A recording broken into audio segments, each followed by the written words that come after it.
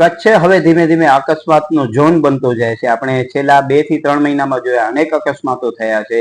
એ અકસ્માતોમાં કેટલાય બધા લોકોના મૃત્યુ થયા છે. ખાનગી લક્ઝરીનો અકસ્માત થયો હતો, તેમાં 6 થી 7 લોકોના મરણ થયા. ત્યારબાદ મુન્દ્રામાં અકસ્માત થયો, ત્યારબાદ માનકુવામાં અકસ્માત થયો, ત્યારબાદ માધાપરમાં અકસ્માત થયો. ભુજના સ્મૃતિવન પાસે 2-3 વખત અકસ્માત થયા અને ગઈકાલે જે પાલારા જેલ પાસે અકસ્માત થયો તેનામાં એક આખો પરિવાર મૃત્યુને ભેટ્યો છે. પતિ પત્ની અને એમનું માસૂમ 4 વર્ષનું બાળક એનું મરણ થયું છે, જે ખૂબ જ દુઃખદ છે. આ અકસ્માતો શા માટે થાય છે? કેમ કે અત્યારે પોલીસ તંત્ર અને આરટીઓ તંત્રની બિલકુલ જ ધાક નથી. રસ્તા ઉપર બેફામ વાહનો ચાલે છે, ઓવરલોડ વાહનો ચાલે છે, કોઈ પણ નીતિ નિયમોનું પાલન નથી કરતા. આપણે કેટલીય જગ્યાએ જોયું છે કે એ વાહનોમાં કોઈ ચેકિંગ નથી થતી, પાછળની સાઈડ બ્રેક લાઇટો નથી હોતી. અનેક એવી ત્રુટીઓ હોય છે કે જેના કારણે આ અકસ્માતો થાય છે. જે મોટા હેવી વ્હીકલ્સ છે એ લોકોને સાઈડમાં અને પાછળની સાઈડ એવા લોખંડના એંગલો લગાવવાના હોય છે, જેના કારણે કોઈ પણ વ્યક્તિ આવી બાઇક કે એ હોય એ ટ્રકના વ્હીલની નીચે ના આવે, પરંતુ એવા નિયમોનું પણ પાલન નથી થતો.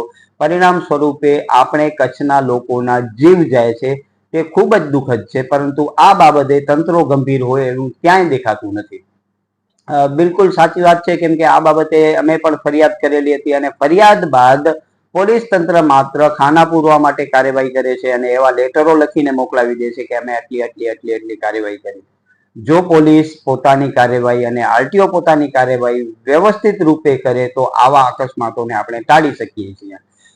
અકસ્માત થાય, આપણે માનીએ કે ક્યારેક અકસ્માત થાય એ આપણે હજી ગળે ઉતરી શકે, પરંતુ દર 10 દિવસે 15 દિવસે આવા અકસ્માતો થાય અને આપણે કચ્છના લોકો અથવા ભારતના લોકોના જીવ જાય એ બહુ જ ચિંતાનો વિષય છે. પહેલે તો આવા અકસ્માતો ન થાય તેના માટે પોલીસ તંત્ર અને આરટીઓ તંત્રની કામગીરી ખૂબ જ જરૂરી છે. તેઓ પોતાની કામગીરી વ્યવસ્થિત કરશે તો જ આપણે અકસ્માતોને ટાળી શકશું.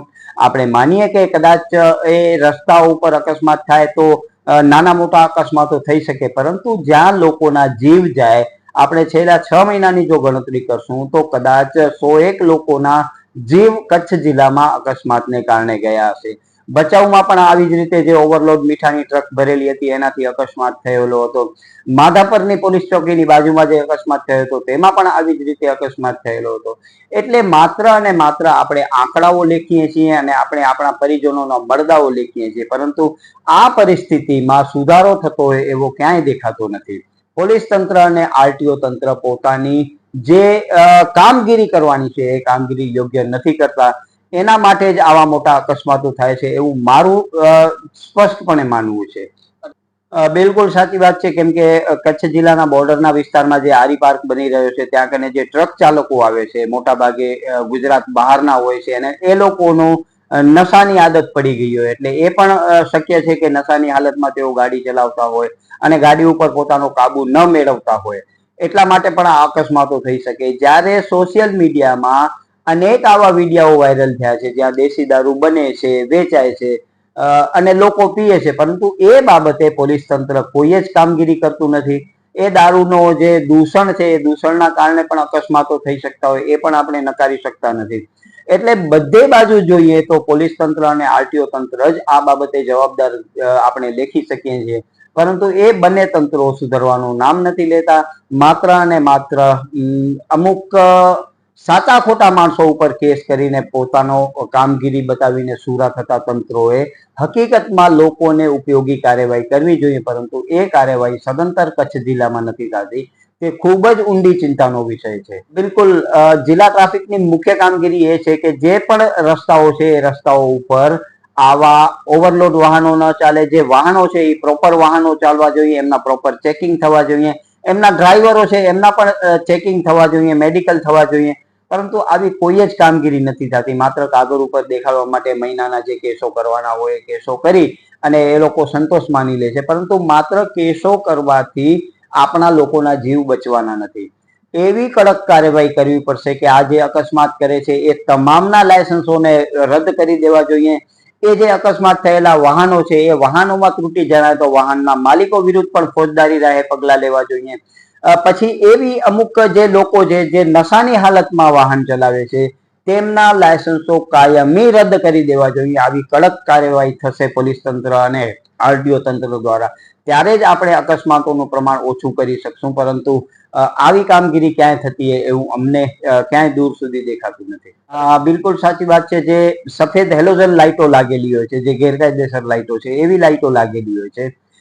ફોર વ્હીલરમાં પણ એવી પુષ્કળ લાઇટો લાગેલી હોય છે, ટ્રકોમાં પણ એવી લાઇટો લાગેલી હોય છે. પરિણામ સ્વરૂપે જ્યારે એ લાઇટો સામે વાહન આવે છે, એ વાહનના જે ચાલક હોય છે એ ચાલકો એ લાઇટમાં આગળનું જે દ્રશ્ય છે એ નથી જોઈ શકતા. પરિણામ સ્વરૂપે આવા અકસ્માતો થાય છે, એ પણ આપણે માનીએ છીએ. જ્યારે આવી લાઇટો અને જે વાહનો ચાલે છે તેમના વિરુદ્ધ કામગીરી થવી જોઈએ, પરંતુ એ કામગીરી નથી થતી. રાત્રે સ્પેશિયલ ઓપરેશન ગ્રુપ બનાવીને આવી કામગીરી કરવી જોઈએ કે જ્યાં આવા વાહનો જેટલા પણ દેખાય એ તમામ વાહનોને ડિટેન કરી લેવા જોઈએ. કેમ કે હવે દંડ કરવાથી આ વાહનો સુધરે એવું નથી લાગતું, કેમ કે દંડ તો ઘણા સમયથી થાય છે અને કાગળોમાં દેખાડવા પૂરતા સફિશિયન્ટ દંડ થાય છે. પરંતુ જો એ વાહનો આવી લાઇટો લગાડીને કે આવી ત્રુટીઓ વાળા વાહનો હશે એમને 6 મહિના રસ્તા ઉપરથી નીચે ઉતારી દેવામાં આવશે, ઓફરોડ કરવામાં આવશે, ત્યારે જ આવા વાહનોના માલિકો જાગશે અને તો જ એ રસ્તા ઉપર સારી રીતે વાહન ચલાવશે અને આપણા લોકોના જીવ ઉપર જોખમ ઓછા થશે તેવું મારું માનવું છે.